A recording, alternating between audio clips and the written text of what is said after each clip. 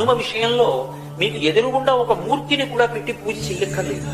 భయం వేసింది అనుకోండి, ఎప్పుడైనా ఒక చీపురు పుల్ల తీసి మీకు ఎదురుగుండా రాయి కనపడితే రాయో ఏదో ఒకటి తీసి ఇసుకలోనో నేల మీదో అది పడిందా లేదా ముద్ర కూడా సంబంధం లేదు, హనుమ అని రాసి నమస్కారం చేసి నిలబడితే చాలు, ఉపద్రవం నుంచి గట్టెక్కుతారు అని చెప్తుంది శాస్త్రం.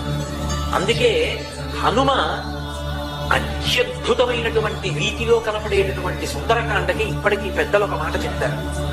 ఏదైనా జీవితంలో జటిలమైన సమస్య వచ్చినప్పుడు దాన్ని ఎలా పరిష్కరించుకోవాలో అర్థం కాకపోతే సుందరకాండ పుస్తకం తీసుకొచ్చి అక్కడ పెట్టి రామచంద్రమూర్తికి, సీతమ్మకి, హనుమకి నమస్కారం చేసి ఒక కొత్త చీపురు పుల్లని తెచ్చి కళ్ళు మూసుకుని సుందరకాండలోకి గుచ్చితే ఏ కాగితం దగ్గరికి చీపురు పుల్ల గుచ్చుకుంటుందో అక్కడ సుందరకాండ విప్పి చూస్తే ఈ సమస్యకి పరిష్కారం రామాయణ కథాంతర్గతంగా కలుగుతుంది.